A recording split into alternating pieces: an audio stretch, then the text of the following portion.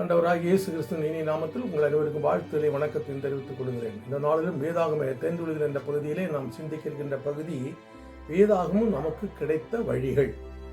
வேதாகமத்தில் சில வசனங்களை நாம் பார்க்கலாம்.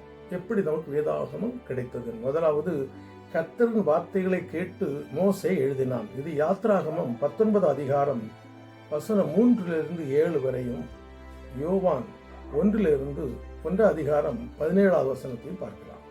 இரண்டாவதாக, கர்த்தர் கற்பலைகளில் தமது கைவிரலினால் எழுதி கொடுத்ததினால் கிடைத்தது. இது யாத்ராகமம் 31 அதிகாரம் வசனம் 18, 32 அதிகாரம் வசனம் 16. மூன்றாவது, தேவ தூதர்கள் மூலமாய் கர்த்தருடைய வசனம் கிடைத்தது. அப்போஸ்தலர் 7 அதிகாரம் 53 வசனம். நான்காவது, பரிசுத்த தீர்க்கதரிசிகள் மூலமாய் கர்த்தருடைய வசனம் கிடைத்தது. அப்போஸ்தலர் 3 அதிகாரம் வசனம் 21, எபிரேயர் 1 அதிகாரம் 1 வசனம்.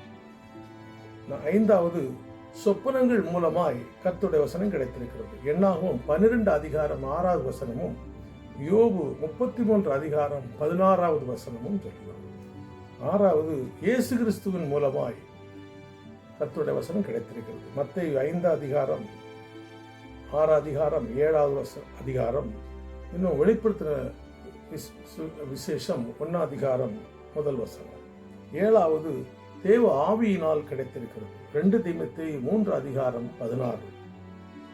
எட்டாவது, அப்போஸ்தலர் மூலமாய் கர்த்தருடைய வசனம் கிடைத்திருக்கிறது. அப்போஸ்தலர் 1 அதிகாரம் வசனம் 1, 2. இப்படியாய் கர்த்தருடைய வசனங்கள் பல காலகட்டங்களிலே பல மக்கள் மூலமாக, ஆண்டவருடைய வார்த்தை தீர்க்கதரிசிகள் மூலமாக, பரிசுத்தவான்கள் மூலமாக, கர்த்தருடைய வார்த்தைகள் மூலமாக நமக்கு கிடைத்து இன்றைக்கு வேதாகமம் நம்முடைய கருத்தில் இருக்கிறது. இதை வாசியுங்கள், இதை நேசியுங்கள், அபியாசியுங்கள். கர்த்தர் உங்களை ஆசீர்வதிப்பாராக. ஆமென்.